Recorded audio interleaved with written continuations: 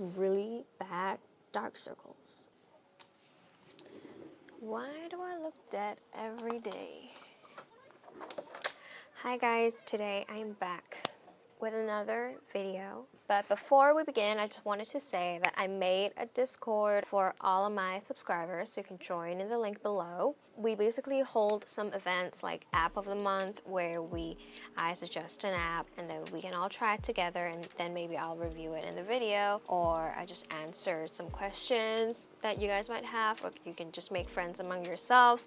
And I'm pretty active on there. Like, the rank I am in there is probably #1. You can also get a lot more updates on there, so if you're interested, feel free to join our Discord. So today I'm going to be talking about some productivity apps that I've been loving lately. And I know I've made a lot of apps recommendation videos before, but I don't think I've talked about the apps that I'm talking about today except for one. So the first one is not a phone app, it's a browser. It's a browser extension which is called Identity, which is also the sponsor of this video.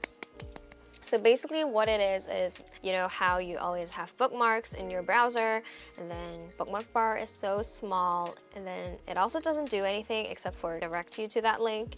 But what Identity is, when you open a new tab, you have all these tiles for your websites. You can also save your logins so you don't have to type them in every time. And then you can also add tags to categorize them. So if you want to, say, have a category for your entertainment like Netflix, Disney Plus, Hulu, whatever, you can have them in a category. So when you want to go to entertainment websites, you can just open it. You don't have to go through an entire list of bookmarks like you have to do with the standard bookmark stuff, you know? And then I also have one that is categorized into learning, so all the resources that I want to use when I'm learning stuff, I could use that. It also has a notepad on the side of the browser page, so you can jot whatever notes on there, and it has a new function which records your subscriptions. So you can note down your subscriptions, anything that you have a subscription for, so you don't forget, and then you don't pay company your entire life savings, you know? So obviously the thing that I really like about this Identity website is that it is really minimal and it's really fast.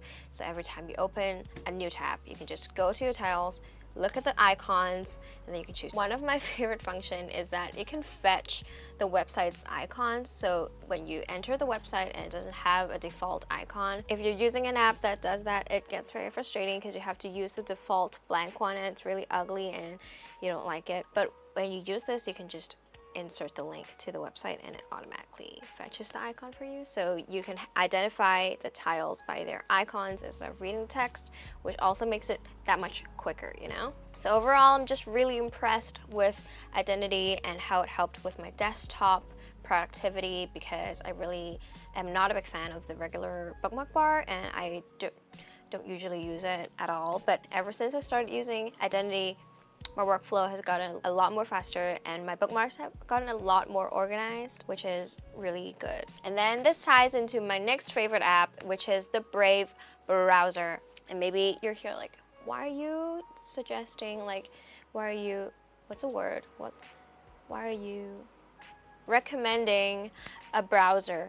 But actually, you know what, the whole fiasco with WhatsApp and Facebook, the concern for the security online is really rising, and I really hate the trackers. You know how, like, you Google something and then you can go to Instagram and an ad will pop up for that thing. It's because they have trackers and they track you, track whatever you like, and then so they can show you targeted ads, and that's really annoying. Like, it could get convenient because they suggest what you want, but it's also like makes you feel really unsafe, you know? And basically what Brave browser does is that it blocks trackers and blocks ads, so you don't have to install ad block at all because it already blocks the ads. You know when you go to the websites and then you click on something that you thought was clickable and then it just opened 1,000 pages of ads like that?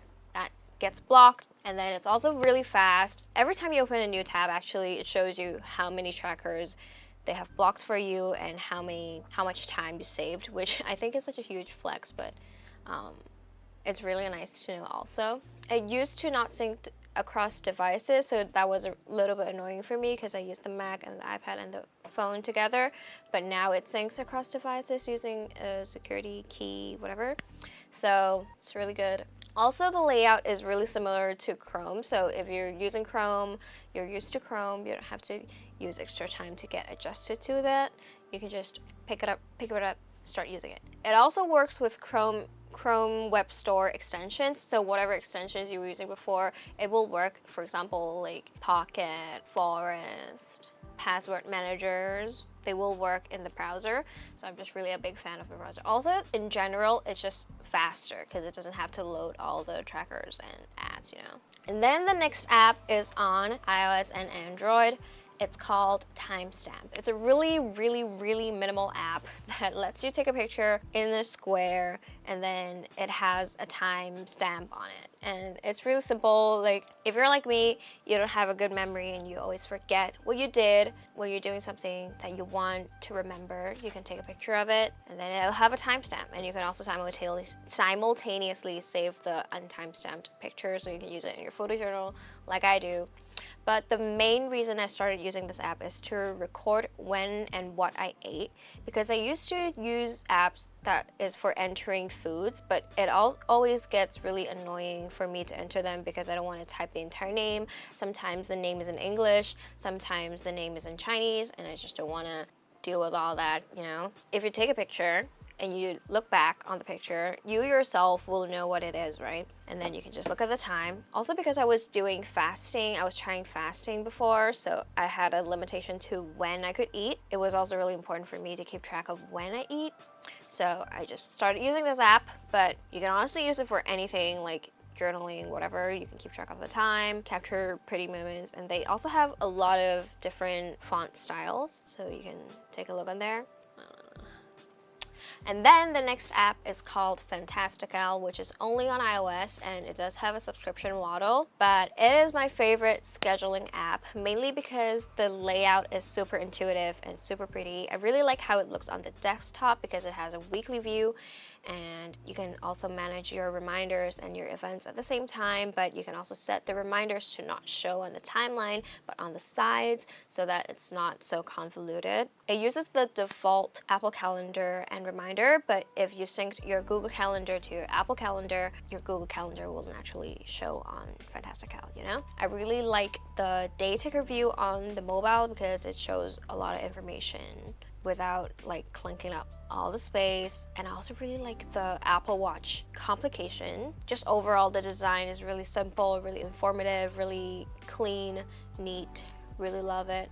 It also has natural language input, so it's easier to input stuff. I just overall really enjoy apps that are able to manage schedules, like events and to-dos at the same time. But apps like this are really rare, you know? So it was really a life-changing experience for me to have found this app because it manages both. It's not as in-depth of a task manager as apps like cintiq or Things 3. It deals with what I needed to, and it's all in one app, so I don't have to jump between events apps and to-do apps, which is really what I want. And then the next app is called Habitica. It is available on iOS, Android, and browser. I've been using this app for a really, really long time. I forced all my friends to do it. I forced my sister to do it, join the party with me, but they all abandoned the app, as I also did, but I recently picked it back up, so it's really fun. I also made a guild for my subscribers to join, so if you want to join the guild, you can leave your username or email in the comments below, or you can join the Discord and then you can send it over to me so that I can add you and then we can do challenges together. So basically what it is an RPG role-playing game. Is that what it means? Like, it's a role-playing game style habit tracking to-do app. So every time you complete a good habit, you can build your character, you can gain experience, but every time you do a bad habit, you will hurt your character, your HP will fall, and your streak will be broken. So that gives you more incentive to pay attention to your character and yourself on your habits. You can also set rewards, which is one of my favorite things. So they have 3 categories. One is the hobbies. So it's called the habits. So habits, it doesn't affect you if you don't do them, but if you do them, you will get plus or minus points.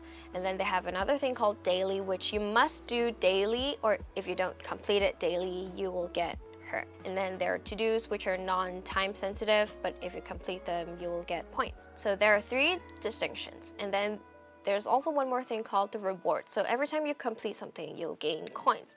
And then you can buy stuff with the coins that doesn't affect your health, your experience, or mana. So it's just a low, plain old good reward for you to reward yourself with. So maybe watch a TV show, eat something sweet, buy something that you don't actually need, like I do. So that's something that's really fun. It's just really fun to see your character leveling up and grow, because in yourself you don't usually notice that because you're yourself, and when you grow you don't really pay attention to that. But if your growth can reflect on a character, it might help you notice how all these things that you do or are not doing is affecting you, you know? So that's why I think it's really fun. I'll probably make a video on it in the future because I think it's just such a good app to use. You might think I'm a nerd for using this app, so tell me what you think. And then the last app that I want to share is called Offscreen. It's for iOS, and Android. So basically it's a really simple screen time tracking app that has a really pretty design. That's why I like it. And it also tracks your pickup times, how frequently you're checking your phone, for example, like checking every 10 minutes, whatever. And then it also tracks your stationary and walking usage. So it tracks how many minutes you're using your phone while walking throughout the day. It also tracks your last and first pickup every day. So there's a lot of analytics for you to get to know how you're using your phone. So if you're getting into a digital detox or you're just trying to use your phone less, it could be a really good option for you to get to know your phone usage patterns so you can set some goals, which is also one of their features. So they have screen time challenges, pickup challenges, and night owl challenges. So you can set a goal for yourself and it will remind you when you're exceeding that limit that you set for yourself. It has daily or weekly insights, so you can just take a look at how a busy week will affect your phone usage or how a busy day will affect your phone usage, etc. It also has some really pretty widgets, which is also a basis on which I choose my apps. So yeah, that's it for all the apps that I shared today. And if you noticed, I changed the setup a little bit, and also I have really bad dark circles. I just noticed. Why do I exist? Okay, anyway, thank you for Identity for sponsoring this video, and I hope you enjoyed today's apps. And if you have any app recommendations that you want me to review or anything, you can comment below. And you can also join our Discord to chat and be a part of the whole community. It took me a really long time to set up, because if you've watched my live streams, you will know that I'm not a tech genius, and it takes me a really long time to figure out these things. And it's really complicated to me, so it took me a really long time. And shout out to Yvette and her sister for helping me set it up. It took a really long time. We were on a Skype call and we were struggling. So see you next video, where I will do what's on my phone, because I traded in my iPhone 12 I traded in my iPhone 11 for the iPhone 12 mini, because I'm sick of big phones. See you next time.